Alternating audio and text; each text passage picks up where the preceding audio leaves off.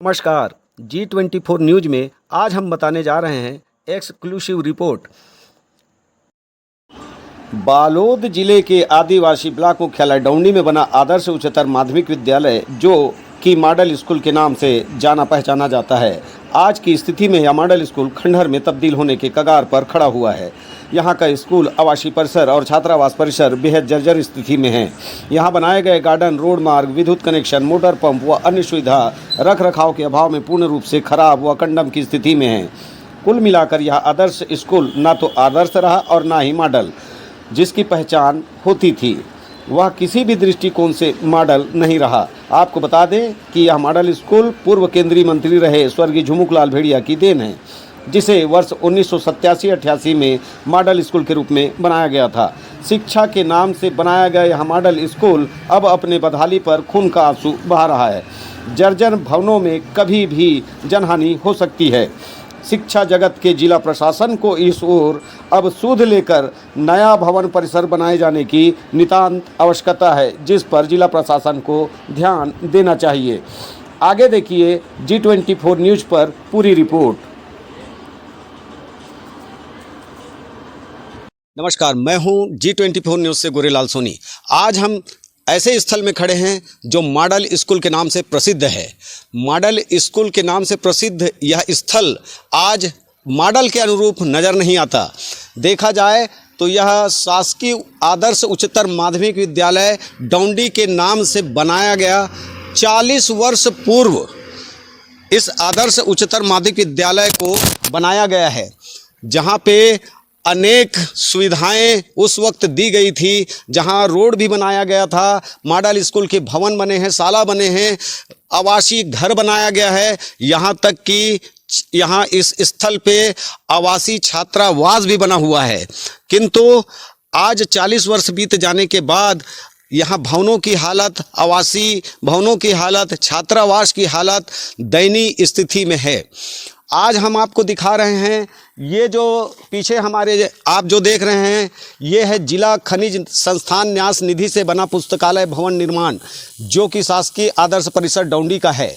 आप देख रहे हैं कि यहाँ दोनों जगह का जो दरवाज़ा है वो बिल्कुल जंग खाया हुआ है, दरवाज़ा किसी काम का नहीं है। पुस्तकालय भवन आज किसी काम का नहीं रहा। यहाँ चढ़ने के लिए कोई ना तो सीढ़ी है और भवन की हालत दयनीय है, कोई उपयोग इसका नहीं हो रहा है। और हम बात करेंगे, आगे चलकर देखेंगे कि इधर स्थिति क्या है।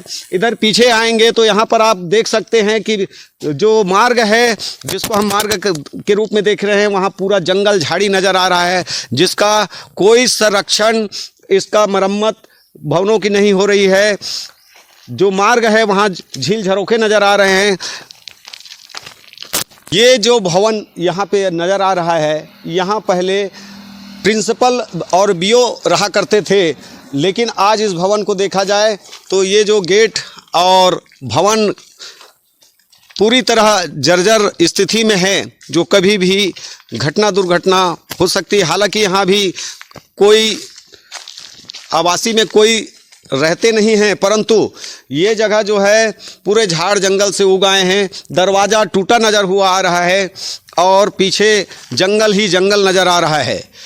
शासन के ओर से इस भवनों की स्थिति को देखते हुए प्रतिवर्ष लाखों रुपए भी यहाँ पर मरम्मत के नाम पर दी जाती है, लेकिन बया कुछ और कर रहा है, या भवन की स्थिति कुछ और बया कर रहा है कि लाखों रुपया खनिज न्यास निधि मद से आने के बाद, शासन से आने के बाद स्थिति अपने खून के आंसू बहाते स्थिति दिख रहा है कि किस प्रकार यहाँ लाखों रुपया का मद आने के बाद भी जो स्थिति देखने को मिल रही है, वो नहीं लगता कि मरम्मत के नाम पर कोई यहाँ पर खर्च किए गए हों। अब ये आए हैं हम इस गार्डन पर, जिसको लाखों रुपया खर्च करने के बाद ये गार्डन बनाया गया होगा और करोड़ों खर्च लगे हैं इस आवासीय और स्कूल बनाने के लिए। और ये जो गार्डन आप देख रहे हैं, इसकी जो दीवारों पे लाइटें लगाई गई थी, आज एक भी लाइट नज़र नहीं आ रहा है। हालांकि हम यहाँ पर दिखाने जा रहे हैं, गोलछा जी हम मेरे सहपाठी हुए हैं। गोलछा जी थोड़ा इधर दिखाएंगे। ये आप देख रहे हैं कि ये सीसी पड़ा हुआ है, ये यहाँ पर कोई काम नहीं आ रहा है। गार्डन ये शराबियों का अड्डा बना हुआ है, जो दीवार पर रखा हुआ सीसी बयां कर रहा है कि यहाँ असामाजिक तत्वों का भाई डेरा लगा हुआ है। आप गार्डन की बात कर रहे हैं तो देखिए, गार्डन पे चलने के लिए यहाँ घास फूस उगाए हैं जो रख रखाव के अभाव में पूरी तरह बंजर जमीन से भी बदतर हो चुका है। आपको बता दें कि यहाँ शासन के द्वारा लाखों रुपया खर्च भी किया जाता है मेंटेनेंस के नाम पर। आप देख रहे हैं कि जिस प्रकार का यह गार्डन चारों ओर से केवल झाड़ी झाड़ी ही नज़र आ रहा है। आखिर ये सुविधा बच्चों के लिए दी गई थी, तो आखिर ये रख रखाव का अभाव क्यों बना हुआ है, और बच्चे किस तरह अध्यापन करते होंगे और किस तरह यहाँ उनको सुविधा दी जा रही है, ये तस्वीर बयां कर रही है, जिसको भली भांति आप देख रहे हैं। इसी तरह हम आगे चलेंगे और भी मॉडल स्कूल पर जो बना हुआ मुख्यालय में और जो कमियां हैं हम बारी बारी से उसको दिखाने जा रहे हैं। नाम से यहाँ बनाया गया मोटर पंप जो आपकी देख रहे हैं, बताया जाता है कि यहाँ हर बार जब खराबी आती है, बहुत पुराना होने के कारण, तो यहाँ के जो स्टाफ हैं, रहवासी हैं, जो शिक्षक हैं, वो खराब होने पर अपने पैसे इकट्ठा, चंदा इकट्ठा करके बनाते हैं ये नल और पेयजल की व्यवस्था के लिए। और आज देखें कि इनकी हालत कितनी दयनीय है, ये अपने नज़रों से देखा जा सकता है। मोटर पंप का यहाँ की छज्जा गिर रही है, दीवार का ये पूरा नज़ारा आप देख सकते हैं, खुद बयां कर रही है कि किस प्रकार यहाँ पर पेयजल समस्या के लिए बनाया गया मोटर पंप का यह रूम कितना जर्जर स्थिति में है।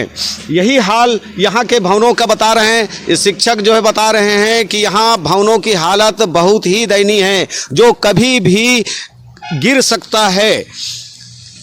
और आगे हम आपको और भी दिखाएंगे इस जगह का और क्या क्या कमियां हैं। गोलछा जी हमारे साथ बने हुए हैं, थोड़ा नज़र इधर भी करेंगे आप देखेंगे कि इस प्रकार यहाँ जो रोड बनाई गई थी कितनी जर्जर स्थिति में है। आने जाने के साधन का, नाली का कोई उपयोग नहीं हो रहा है, कोई सफाई की व्यवस्था नहीं की गई है, नालियाँ भी बजबजा रही हैं।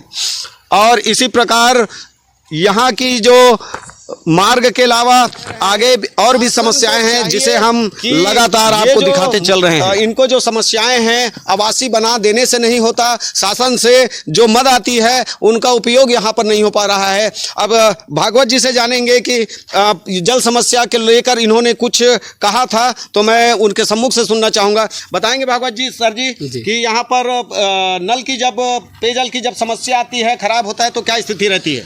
पेयजल की समस्या जब आती सर जी, मतलब 2-3 दिन तक तो मतलब बहुत गंभीर रहता है समस्या। तो इस समस्या को लेकर हम लोग सभी जितने भी कॉलोनी वासी शिक्षक साथी हैं वो आपस में चंदा करते हैं, और चंदा करने के बाद ही मतलब जो जल का जो समस्या है वो दूर होता है जी। और इसमें शासन प्रशासन को मतलब कई बार मतलब नोटिस मतलब शायद दे चुके हैं, और अन्य मतलब सम्मानित शिक्षक साथियों के द्वारा ऐसा है समस्या यहाँ का। मतलब जल समस्या बहुत है, मतलब क्योंकि जो मोटर है, पाइपलाइन है, वो मतलब पुराना हो चुका है, तो कभी भी मतलब ये बंद सकता है, इसका कोई समय नहीं है, कभी भी मतलब बंद हो जाता है। और 2 दिन 3 दिन तक मतलब बहुत है। बिजली का भी बहुत समस्या है ना। तो शासन प्रशासन को आपने दिए हैं तो उस समस्या का निराकरण नहीं हुआ और कोई सुधार उनके द्वारा नहीं की गई है? जी नहीं। जल की स्थिति हमने बताया था, उसके जस्ट सामने पर ये आवासीय मकान है जहां पर भागवत जी शिक्षक हैं, उनकी धर्मपत्नी भी समस्या बता रही हैं। आज चलते हैं, जानेंगे उनका कि क्या कौन सी स्थिति में रहते हैं।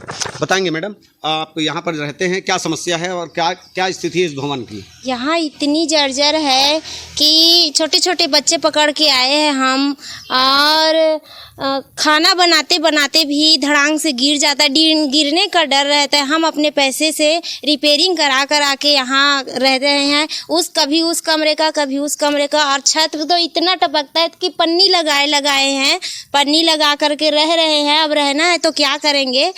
तो और कभी कभी खाना बनाते बनाते तो गिरने का डर रहता है, छोटा छोटा कंकड़ गिर भी जाता है। हाँ, ऐसी समस्या है, और सभी क्वार्टरों का है वैसी समस्या। हम लोग 14 नंबर में ऊपर में रहते थे, अभी हम लोग यहीं आए हैं, बस 9 महीने बस हुआ है आए। वहाँ क्या समस्या थी? वहाँ पानी की समस्या थी सर। हाँ, वहाँ पानी नहीं चढ़ रहा था और चढ़ भी रहा था थोड़ा बहुत, तो इतना दिक्कत था कि नल से नहीं आ रहा था, नल को भी बनाना पड़ता था, तो बहुत सारे खर्चे थे, इसलिए हम लोग यहाँ नीचे में आ गए। यही सामने है शासकीय शाला के बारे में बताया गया।